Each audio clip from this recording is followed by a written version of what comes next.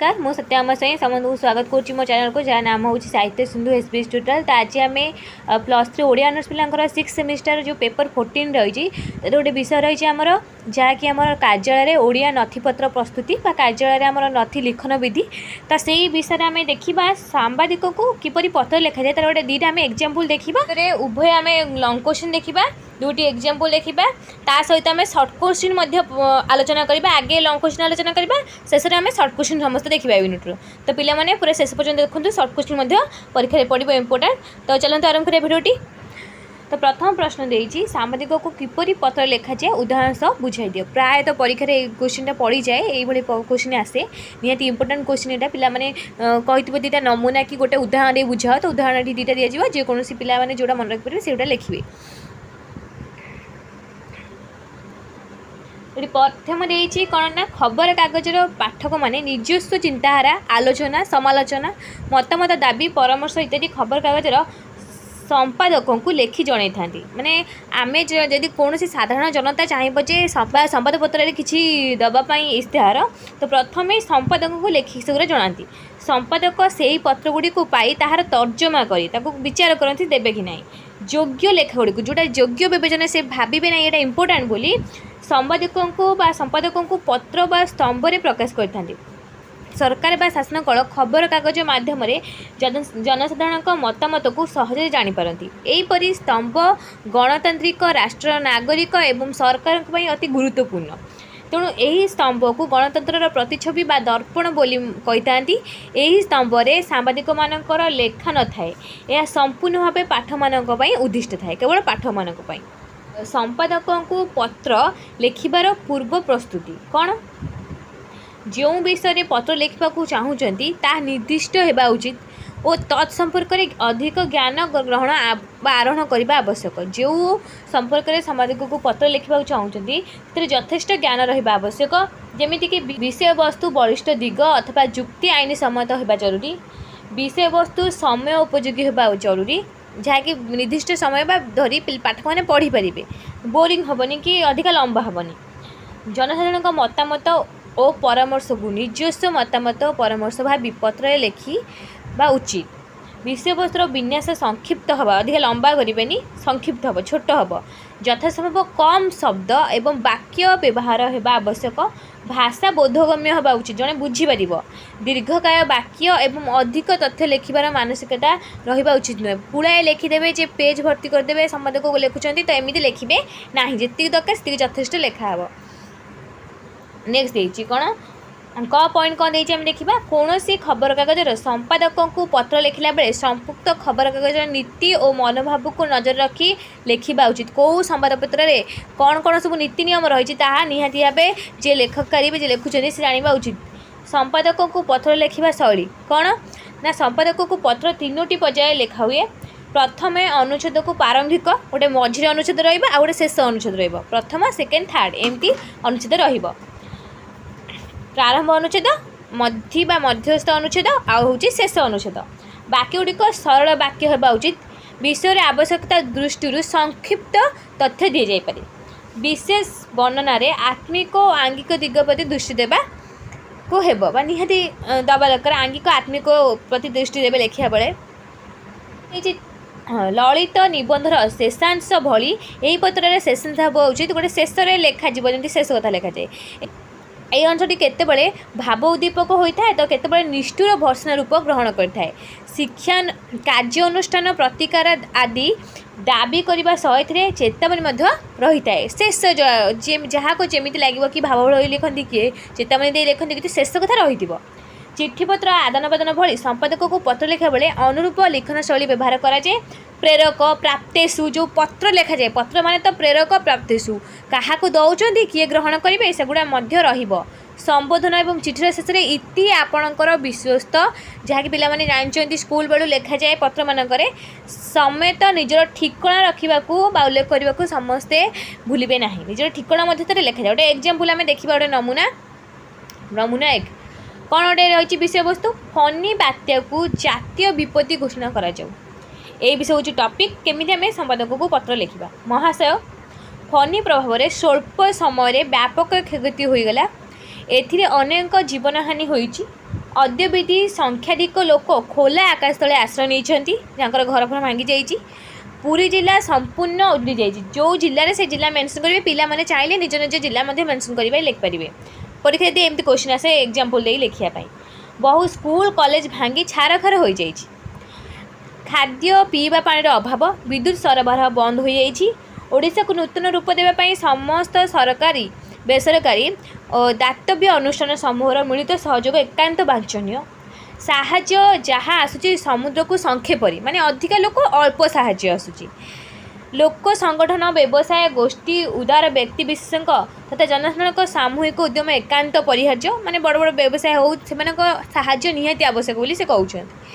यही परिस्थिति रे केंद्र किंबा राज्य को बाद दे हेबो नाही से हमको साहाय्य करबा आवश्यक। एथिरे सेवा और त्याग मनोभाव नहीं कार्य करबा उचित। सर्वोपरि फनी बात्या को केंद्र सरकार जातीय विपर्यय बोली घोषणा करबा उचित। प्रधानमंत्री निजे विपर्यय प्राधिकरण मुख्य तांको कर्तव्य भितर कौन न हुए ओडिशा को बारंबार गस्त कर अनुधान करने लोकों सहित निजक सामिल करने उचित। यही दुर्विपाक मुक्ति पाई युद्धकालीन भित्तिरे कार्य करने आवश्यक। स्वतंत्र राज्य पाह्यगुड़िक अधिक अनुदान पाई थांती से क्षेत्र में ओडिशा अवहेलित माने ओडिशा को सेतिकी मिलूनी फैसिलिटी मिलूनी। यही परिप्रेक्षी में अतीव दुख और परितापर विषय माने ये दुख ये गला भर्सना करगला। ये आम कही चेतावनी देपर शेष में भर्सना कराई। वर्तमान और अतीतर समस्त संपद विधायक जिला मुख्य ओडिशा हाईकोर्ट तथा कोर्टर जज तथा सरकारी पदाधिकारी माने अवसर नहीं व्यक्ति माने से गोटे मासर दरमा सह मासकर पेंशन बात्या क्लिष्ट दुर्गति मानक दान करूँ। यहाँ हूँ दाबी जे ये मैंने सब गोटे मासर दरमा आमको दान जो जो मैंने क्षतिग्रस्त दान करूँ और अन्य वाद्यन अनुष्ठान मध्य सहयोग हाथ बढ़ातु। इति विष्णुचरण साहू कटक तर डेट रिपोर्ट पड़ी। शेष में प्रेरक ग्राहक पे जाइए 10th क्लास रु प्रेरक ग्राहक प्रेरक जी पठाऊँ ग्राहक जी पाइबे आड्रेस ठिकाना दीपटे गार बक्स कर लिखे से शेष में ये होला नमूना 1 तापर आ गोटे नमूना 2 देखा कौन ना बाहागर बेले बैगण रुआ ये कौन लिखाई महाशय डेंगू विषय पर लिखाई कि यहाँ हूँ आमर कौन ना हेडलाइन जो रही मैंने टी इंटरेस्टिंग पिला मैंने पाठक जी पढ़ाई भल लगे कौन एमती लिखाई महाशय डेंगू एवं आम राज्यर अधाधिक जिला को व्यापी गला। केन्दुझर बड़बिल जगतपुर और कटक सहर अवस्था उद्वेगजनक। डेंगू रोगी चिकित्सा और प्रतिषेधक व्यवस्था दिगरे राज्य सरकार स्वास्थ्य और सहरांचल विकास विभाग पक्षर व्यापक व्यवस्था ग्रहण कर चिकित्सा बाबद समस्त खर्च सरकार बहन करुछन्ति। जन सचेतना पाई अभियान जोरदार कराई। यह सत्वे डेंगू एवं नियंत्रण बाहर को चली जाइए। मृत्यु संख्या 14 पहुँचा सह आक्रांतक संख्या 800 को गोटे नंबर पे बढ़े लिखे जहाँ 14 लिखाई पे बढ़े भी लिखिपारे आनुमानिक। तो मृत्यु संख्या 14 से पहुँचा सह आक्रांत संख्या 800 टपी जाइए। पे नंबर चेंज करेंगे चाहिए। तो पूर्व वर्ष मानक मध्य सारा राज्य डेंगू रे एपरी अवस्था सृष्टि होइतिला। अतीतर अभिज्ञतारू ताहा पूर्वर मशा मानकर वंशवृद्धि होता है। परिवेश सफलता रखा और मशामर अभियान को बहु पूर्व जोरदार कर नुहे जैक ऊपर हेडलाइन लिखाई बाहर बेले बैगण रुआ जो बाहर हम तो बैगण गछ लगा बैगण फल बाहर कटाई खिया हम मैंने अबिका मानकर एवं बर्तमान डेंगू हो बर्तमान सफासुतरा करवा लाभ कौन बाहर बेले बैगण रुआ भली डेंगू चारिटे व्यापा पर यार नियंत्रण पर सरकार सकल चेष्टा सत्वे ए सुफल न मिलवा स्वाभाविक किसी सुफल मिलनी। तेणु आगामी समय जपर डेंगू आक्रांत उचित मुकाबला करहब से ध्यान देवा उचित। इति हिमांशु भूषण मिश्र जगतसिंहपुर तारीख एपटे पड़ जाइए। तो ये थे आमर किसी 2टा नमूना पिला माने यही नमूना को देखी जेकोसी गोटाए एग्जाम्पल परीक्षा तो स्पेशली पढ़ी जाए कि लेख बात्या कि बन्या परीक्षा पड़े गोटे एग्जाम्पल दियो नमूना दियो पे चाहिए भर गोटाए लिखिपारे कि डेट आउ नंबर गुड़ा सब चेंज करेंगे। आम शॉर्ट क्वेश्चन किसी देखा आज। तो प्रथम सर्ट क्वेश्चन नहीं नथिबा फाइल क्या कहुए कार्यालय समस्त प्रकार तथ्य बरणी योजना खसड़ा प्रगति सूचना संपर्क में कागज पत्र को प्रामाणिक कागज पत्र बा रेकर्ड को एक मोटा मलाट विशिष्ट नाली कनारे कागज पट्टा उपरे बंधा होता है यह नथिबा फाइल कहुए। नेक्स्ट है नथी गुड़िकर नामकरण किपरि कराई था तथ्य मान को श्रेणी विभाग करी कौ टॉपिक उपरे कौ तथ्य रही श्रेणी विभाग करी क्रम नथी गुड़ी को नामकरण कराए। नेक्स्ट नथीकरण में कौन रही है कार्यालय समस्त विभाग संबंधी तथ्य आदेश अधिनियम प्रस्ताव निर्देशनामा वृत्तिगत नियमावली विभिन्न सूचना अर्थनैतिक व्यवहार समस्त चिठीपत्र नकल गुड़िक जेरक्स कॉपी कहते नकल गुड़िक नथीकरण रही है। नेक्स्ट है नथी मलाटर उपरी भाग में कौन रही है नथी मलाटर उपरी भाग में कार्यालय नाम कार्यालय प्रतीकात्मक चिन्ह लोगो रही है। नेक्स्ट कार्यालय को चिठीटी प्रथम आसिले कौन हुए कौन व्यक्ति विशेष कौन कार्यालय हो चिठीटी गोटे कार्यालय आसिले से चिठीटी प्रथम डायरी होता है। नेक्स्ट है टिप्पणी कहले कौन बुझ टिप्पणी लेखन होउची कार्यालय और पदक्षेप संपर्कित उच्च कर्तृपक्ष अवगत अनुमोदन आदेश निमंते ऑफिस सहायक द्वारा प्रस्तुत एक संक्षिप्त सारांश कौन टॉपिक रही गोटे सारांश उपरिस्थ ऑफिस को उपरिस्थ कर्तृपक्ष को जाए। नेक्स्ट है सरकारी प्रस्ताव गुड़िक के प्रकाशित हुए सरकारी प्रस्ताव गुड़िक गैजेट रे प्रकाशित हुए। नेक्स्ट है चिठा क्या कहुए कार्यालय संबंधी कौन प्रकार पत्र दरखास्त वार्ता बरणी ज्ञापक पत्र आदेश पत्र इत्यादि प्रतिलिपि प्रस्तुत रूप को चिठा बा ड्राफ्टिंग कहुए।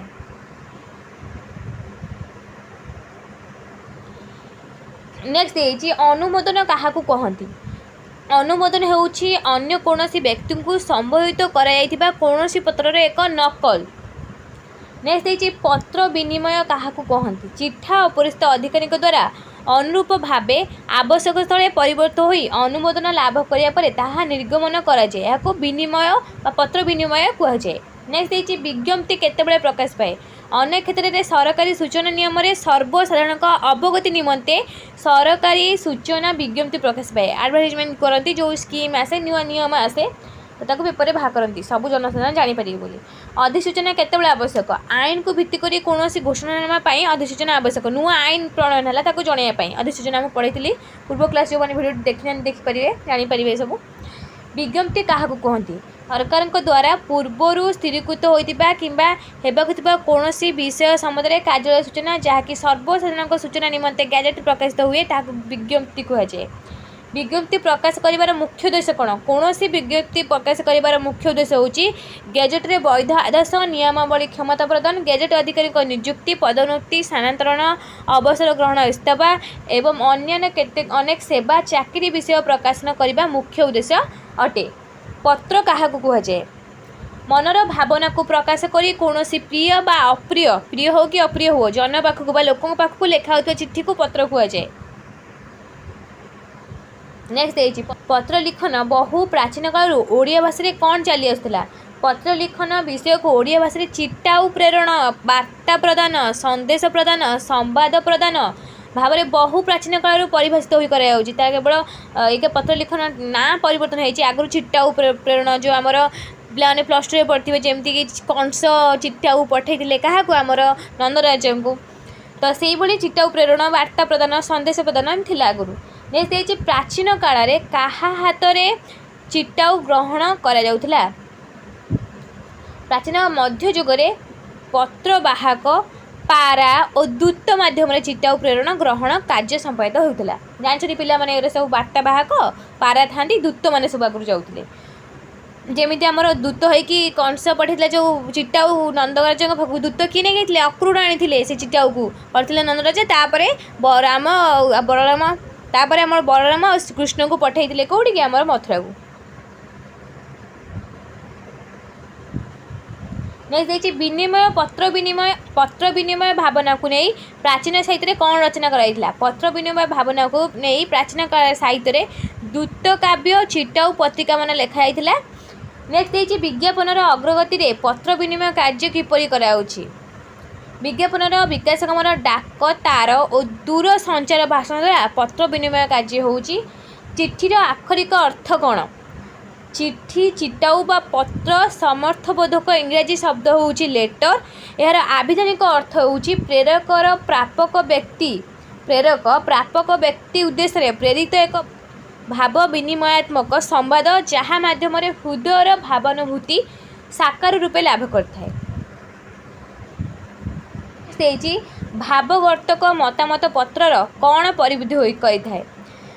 भाववर्तक मतामत पत्र नांददिक गुणर परिबुद्धि करिथाए। एही मतामत जटिल शायित न होई हृदयस्पर्शी भाव शैलीधर्मी होगा उचित। पत्रचित विषय सरल भाव में स्पष्ट प्रत्यक्ष रीति प्रकाशित होगा विध। व्यक्तिगत पत्र क्या कहुए सामाजिक तथा पारिवारिक जीवन में आत्मीय स्वजन पाखक भाई भौणी निकट कटुवे कि कौन प्रिय निजर लोक मान पाखक वार्ता प्रेरक निर्जस्व व्यक्तिनिष्ठ अनुभूति समस्या शर्त आवश्यकता मतामत जो पत्र लेखि प्रेरण करें व्यक्तिगत व घरोई पत्र कहुए। नेक्स्ट व्यावसायिक पत्र क्या कहुए वाणिज्य तथा कारोबारी प्रतिष्ठान क्रय विक्रय तजंत प्रशंसा अभियोग इत्यादि को आश्रय कर जो पत्र लिखा जाए ताकू व्यावसायिक पत्र रूपे नामित कराए। व्यक्तिगत पत्र अलग संपादक पत्र अलग व्यावसायिक पत्र को अलग पे टिके माइंड करेंगे जो मैंने व्यक्तिगत पत्र हूँ निजस्व आत्मीय स्वजन को व्यावसायिक हूँ गोटे व्यवसाय को अन्य प्रतिष्ठान को व्यवसायी को यही श्रेणी पत्र कौन आभिजात न थाए। यही चिट्ठी यथासंभव संक्षिप्त गोटे निर्दिष्ट उद्देश्य भित्तिक होगा उचित। नेक्स्ट है पत्रर केउठारे प्रापक ठिकाना लिखा जाए। पत्रर दक्षिण पाखरे प्रापक ठिकाना लिखा जाए। पिला मन रखिए बाँ पटे प्रेरक दक्षिण पाखे प्रापक जी ग्रहण करेंगे। नेक्स्ट है पत्र प्रेरक ठिकाना लिखा स्थान केउठी पत्रर बाँ पाखरे होउचंदी प्रेरक आ प्रापक होउचंदी दक्षिण। नेक्स्ट है पत्र लिखन संबोधन भूमिका कौन पत्र लिखन में संबोधन माने जन को डाकिबा संबोधन करबा जहाँ पाखक पत्र लिखा जाए ताकू संबोधन करा जाए। पत्रकार प्रापक संपर्क को नहीं यथास्थान में संबोधित करवा उचित। से सार हूँ कि प्रिय हो प्रिय भाई प्रिय भौणी जमी संबोधन करेंगे। नेक्स्ट है व्यक्तिगत पत्रर केउं स्थान में इति लिखा जाए। ये सब पढ़ो परीक्षा रे। व्यक्तिगत पत्रर शेषर दक्षिण पटे इति लिखा जाए। सरकारी पत्र केउं स्थान में प्रेरकों स्वाक्षर रखा जाए माने साइन रे। सरकारी पत्र रे तले दक्षिण पटे प्रेरकों स्वाक्षर रखा जाए। नहीं देखिए क्यों पत्र रे स्वाक्षर तले मोहर लगा जाए स्टाम्प बसे। सरकारी विज्ञप्ति रे स्वाक्षर तले मोहर लगा जाए स्टाम्प बसे। तो ये थिला हमर पत्र लिखन दुईटी नमूना उदाहरण सहित आम सर्ट क्वेश्चन देखिले। तो नेक्स्ट वीडियो आउ किसी नमूना एग्जांपल देखा अलग किसी नुआ यूनिट आम लंग क्वेश्चन देखा। तो जो चैनल नुआ अच्छे निहती चैनल को लाइक शेयर सब्सक्राइब कर रखते नुआ नुआ भिडियो आज वीडियो रखुची। नमस्कार।